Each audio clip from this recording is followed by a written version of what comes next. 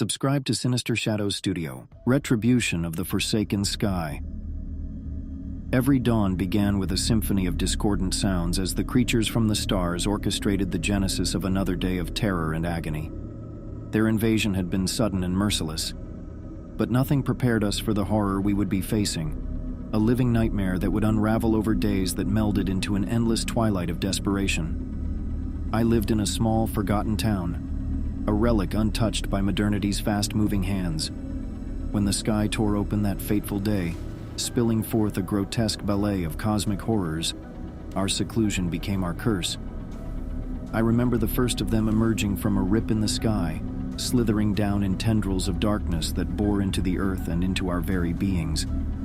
It was not just an invasion of land, but a pillage of the mind, where those twisted beings writhed and roiled in the darkest corners of our thoughts, reshaping reality into a grotesque carnival of fear. They had no physical form, yet they sculpted flesh with the effortless grace of master artisans, creating grotesque monuments to their own twisted imagery. The townsfolk were transformed into unwilling puppets in their cruel theater, their bodies reshaped into grotesqueries, forever trapped between flesh and nightmare. A friend became a tree of pulsating flesh, crying out in pain with every gust of wind that shook his elongated limbs. A child morphed into a grotesque blend of human and insect, crawling and screaming in confusion and fear. Each day, I would rise from a restless slumber, greeted by the new grotesqueries fashioned by the alien invaders in the night. It was during one of these horrid mornings, where the sky bore hues of sickly greens and purples, that I discovered my own transformation. My flesh had begun to twist and writhe, my own body feeling more foreign with each passing day. I could feel my mind splitting, being stretched across dimensions that my human psyche could not comprehend. The pain was unyielding, yet amidst the agony, a new sense was birthed within me, an acute understanding of their malevolent desire. Through the fragmented shards of my human consciousness, I began to glimpse their true nature. They were explorers of pain and fear, delving into the darkest corners of reality, seeking to shape every world they touched into a reflection of their own twisted dimension. I saw their realms, vast oceans of undulating flesh and perpetual torment, a chaotic dance of formless horrors that reached across galaxies, seeking out new worlds to defile. I began to realize that resistance through physical means was futile. The key lay within the twisted mindscape they had forced upon us. Each transformation was not just physical, but metaphysical, a connecting thread that linked all the afflicted to a hive mind of anguish and madness. With this understanding, a desperate plan hatched within the labyrinthine paths of my tortured mind. I sought to unite the silent cries of the transformed, to weave together a tapestry of collective suffering that could rival the invaders' own grotesque mastery.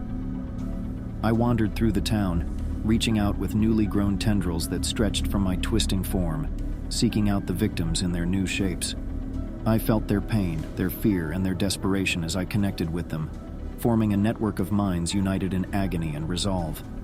Each connection strengthened us, a grotesque community forged in pain and desperation, a collective consciousness growing in power and complexity. We were becoming something more, a being of many yet one, an entity that carried within it the suffering and determination of a tortured world. We reached a critical mass, a swirling vortex of consciousness that bore the combined anguish of our invaded world. It was time to turn the invaders' weapons against them. In unison, we reached out into the twisted fabric of reality that the invaders had woven around our world. We pulled and tore at the threads, unleashing a maelstrom of conflicting realities and chaotic energies. It was a desperate gambit, a hope that in damaging the tapestry that connected their dimension to ours, we could force them back, even if it meant tearing apart the very fabric of our reality in the process. The world shook and screamed as we waged our silent war, the sky tearing open to reveal glimpses of the monstrous realms beyond. We felt the invaders' shock and fear as they met resistance for the first time in their sadistic explorations. And as we fought, I felt something else rising within our collective, a power forged from our united wills, a force born from our shared agony and rage. It was raw, primal, and terrifying in its fury. A storm of vengeance that sought to punish those who had dared to violate our world. With a roar that echoed across realities, We unleashed this fury upon the invaders, a tidal wave of retribution that surged forth to engulf them in a maelstrom of pain and fear, a mirror of the torment they had inflicted upon us. The sky screamed as the fabric of reality unraveled, the monstrous beings being pulled back into their own dimension, their cries of shock and fear echoing as they were torn apart by the storm we had unleashed. As the chaos subsided, I found myself lying amidst the ruins of our world. The sky was a tapestry of scarring, a testimony to the battle that had raged across dimensions. The invaders were gone, pushed back into their own twisted reality by our desperate resistance. Around me, the townsfolk lay in varying states of transformation, a silent testimony to the cost of our victory. Yet amidst the pain and the ruin, there was a glimmer of hope, a silent vow whispered across our network of shared suffering. We had fought back the darkness, united in our agony and fury. We were no longer just individuals, but a community forged in the crucible of pain, connected in ways beyond the understanding of our former selves. We were broken, twisted, but not defeated. We were survivors, a testament to the indomitable will of life to resist the darkness, no matter how terrifying or overwhelming it might be. In the broken dawn of a world reclaimed, we began the painful, slow process of rebuilding. Not just our homes and our lives, but ourselves. We were no longer just human. We were something more, something forged in the crucible of cosmic horror and fighting back against the darkness with the fire of retribution burning in our shared soul. We were a beacon of hope in a world shattered, a promise that even in the face of the unimaginable, there was strength in unity, power in shared suffering, and the unyielding resolve to fight back, to reclaim our world from the clutches of the darkness, and to forge a new future from the ruins of the old. And as I looked out across the broken landscape, at the survivors slowly rising from the ground, their bodies twisted yet unbroken, I felt a spark of hope ignite within our collective soul, a flame of defiance against the darkness, a vow that no matter what horrors the cosmos might throw at us, we would stand united, ready to face them with the fury of a world scorned, ready to fight back, to survive, to rebuild. We were the forsaken, the tortured, yet we were undefeated, a testament to the indomitable spirit of life to endure, to resist, and to reclaim our destiny from the clutches of the dark. It was our world, and we would fight for it, no matter the cost. In the broken dawn, a new chapter began, a tale of survival, of hope, and of a world reborn from the ashes of despair. And as the first rays of the sun broke through the scarred sky, a new era began, one where we were no longer just survivors, but the guardians of a world reclaimed from the darkness, ready to face any challenge, united in our shared purpose, our shared resolve, and our shared hope. The end. Harvest of the observers. Growing up, my eyes were always cast upwards. The sky, with its myriad stars and constellations, was a treasure trove of tales, mysteries, and dreams. Yet, one evening, that very fascination turned into my worst nightmare. Our town, a picturesque haven nestled amidst rolling hills, was a world within itself. Red-bricked homes, children's laughter echoing in the streets, and a sense of community bound us all. But a silent dread gripped the town when the oblong monolith appeared, casting a vast, oppressive shadow. Its surface was an abyssal black, seemingly absorbing light and hope. The hum it emitted wasn't just heard but felt, resonating in our chests and echoing in our minds. Our days of mundane chatter and communal dinners turned into hushed discussions filled with trepidation. The town's church, usually a place for Sunday sermons and weddings, became our refuge. The vibrant hues of its stained glass windows now held a gloom, reflecting our shared anxiety. Prayers filled the air, as old and young alike sought divine intervention. But divine intervention seemed absent one fateful evening. As the world bathed in twilight's purples and reds, the ship, with an ear-piercing shriek, unfurled tendrils from its belly. These shadowy appendages, with their tips aglow, descended hungrily toward us. One by one, houses, trees, and streets were scrutinized by these luminous tips. It was horrifying to realize that each glint was an eye, cold and calculating. The sinister intent became all the more palpable when the laughter of playing children drew a tendril toward them. Among those innocent souls was Lucas, my cherished nephew. Panic overrode my fear, and I found myself charging outside, shouting, waving, doing anything to divert its gaze. It worked, but I became its new focus. Lifted off the ground, I was surrounded by a whirlwind of sensations. Those eyes, unyielding in their scrutiny, rifled through my memories, dreams, and fears. It felt as though my very essence was being catalogued, my humanity reduced to mere data. When it released me, the world was a blur. Dazed, I staggered home, bolting the door behind. That night, the ship pulsed with a myriad of whispers. Their chatter was alien, yet the underlying tone was evident. They were collectors, and their appetite for knowledge was insatiable. As dawn painted the sky, the ship was gone, leaving a fractured community in its wake. Our once close-knit town was now an echo chamber of paranoia. Children's laughter was replaced with silence. Streets once lively now bore wary eyes constantly scanning the skies. Days became weeks and weeks turned to months. Yet the trauma of that night lingered. Every sound or shadow evoked memories of that ominous ship and its inquisitive tendrils. My once beloved sky became a reminder of our place in the vast cosmos. We were not the observers. We were the observed. Life tried to regain normalcy. The church resumed its usual sermons. Children slowly ventured outdoors, and shops reopened. But every conversation had an underlying note of the event, and every eye held a glint of concealed terror. One day, Mrs. Higgins, the town librarian, organized a community gathering. She believed that by sharing our experiences, we might find collective healing. The town hall was packed, and one by one, people recounted their encounters. Some spoke of being examined, others of seeing loved ones lifted and then returned, all changed in some ineffable way. As the hours passed, a pattern emerged.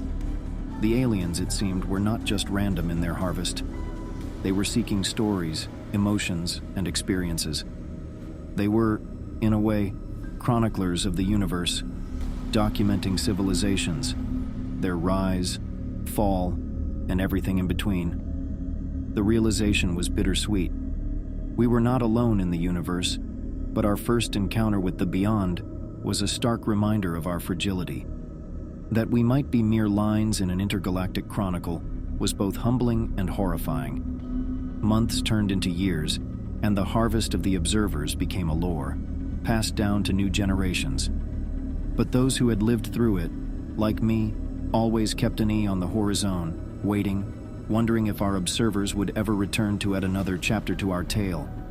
For in this vast universe, stories are endless, and collectors are forever on the hunt, the harvesters.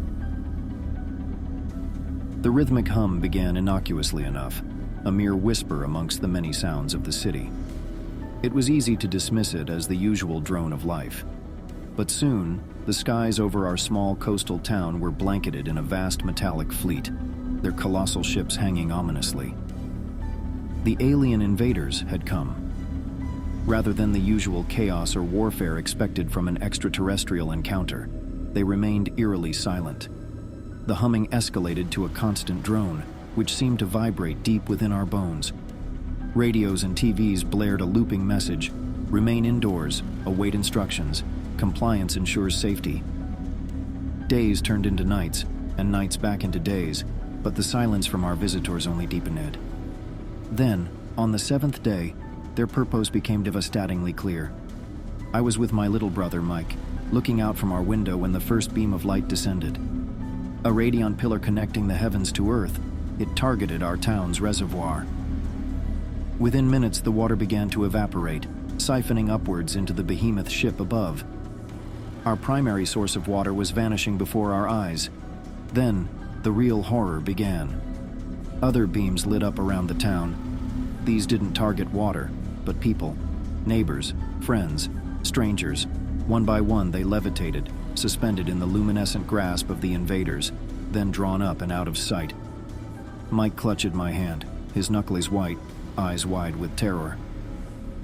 "They're harvesting us," he whispered, a chilling realization. The same scene played out in countless homes, everyone witnessing this systematic and calculated collection. We knew we had to hide, but where could we go?